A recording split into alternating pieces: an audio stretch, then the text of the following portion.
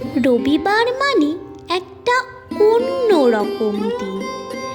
নেই স্কুল, নেই পড়া, শুধু খেলার দিন।